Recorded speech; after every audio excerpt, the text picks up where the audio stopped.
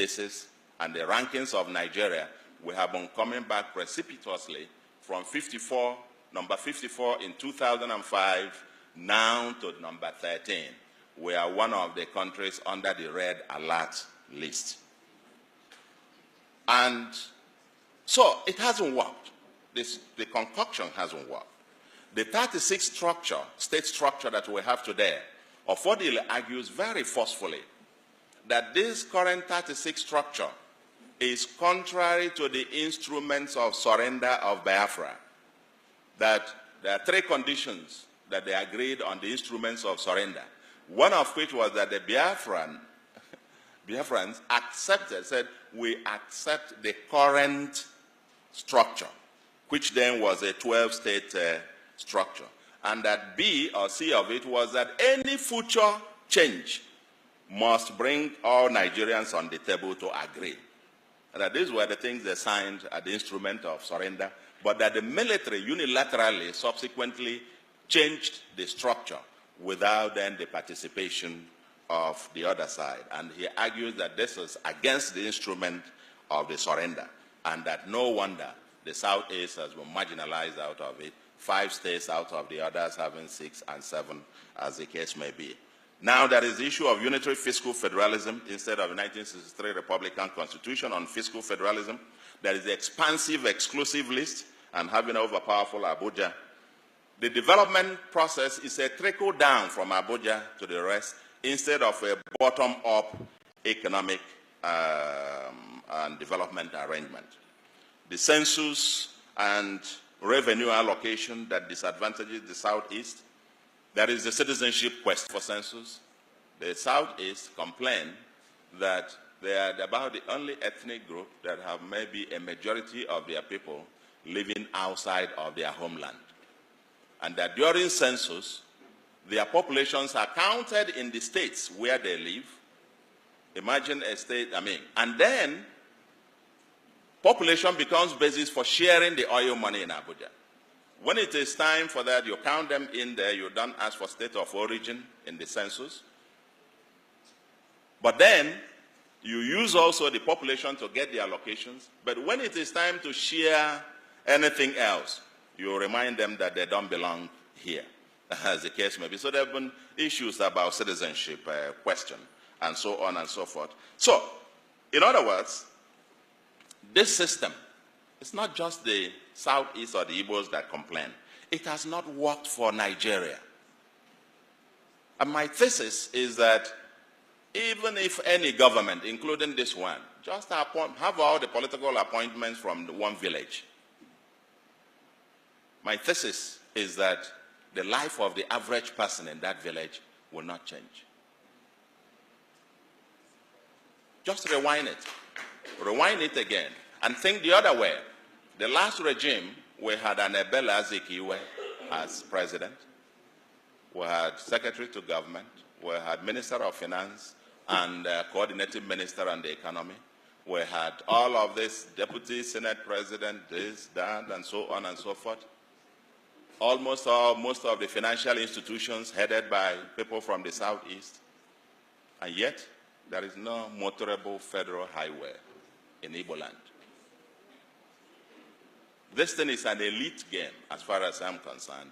The issue of who and whatever and so on and so forth is not taking us anywhere. And unless we get to the heart of it. So, it seems that there is a consensus today. There is a consensus. If you take it much broadly, the North, so-called North, if you calculate the number of years they were in power, but essentially, poverty is still predominantly a northern phenomenon. So, that you control this and a few billionaires are made here and there and so on and so forth means absolute nothing. The ordinary man in Nigeria has not benefited, is getting worse off by the current system that we have. But there is a consensus now on restructuring. And in that case, Fodile would argue that Biafra becomes a metaphor for agitation by oppressed people for justice, equity, and fairness. It hasn't worked for anybody. If you look at President Buhari recently said he also supports amendment of the Constitution or devolution. If you read the APC manifesto, it says, quote, as a change agent, APC intends to cleanse our closet to halt the dangerous drift of Nigeria to a failed state with a conscious plan for post-oil economy in Nigeria.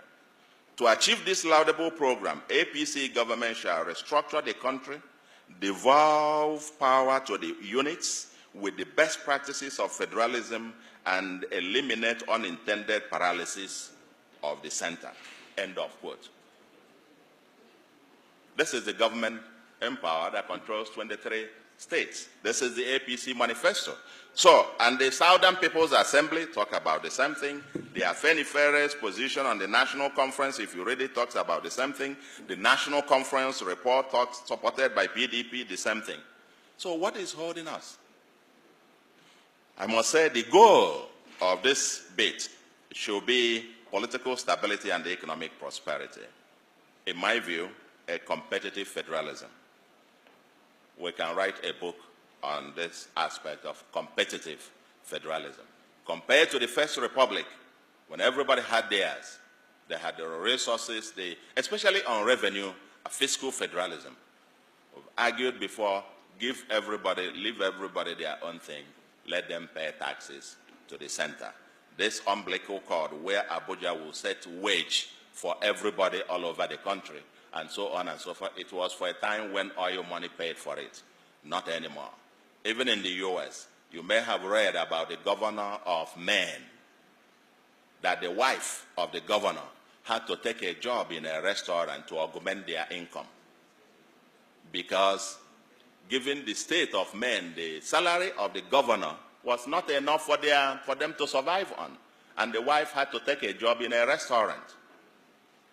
The governor of Maine's salary cannot be the same as the mayor of New York, and so on and so forth. But here we've done all of this. Abuja controls it. Anyway, that's for another day. But what is holding us now, what I call as matter arising, is that the devil is in the details. Let the debate begin. What exactly do we mean by restructuring? The National Conference report, for example, is a beginning. But in my view, doesn't go much. It talks about creating more states, which misses the point. It's still more of the same.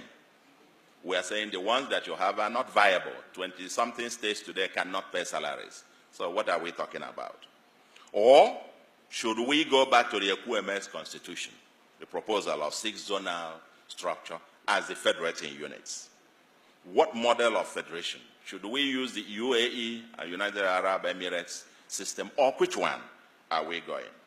Let us get to work and begin to think. Some people propose, and I agree, that we need a new constitution negotiated by the people of Nigeria. And my thesis is that if this is the only achievement of President Buhari, he would be greatest statesman ever in the mold of Abraham Lincoln. But we need to get this done. That the people of Nigeria will have to get together and negotiate a new constitution for themselves. Second, or the third point, is leadership failure in Igbo land.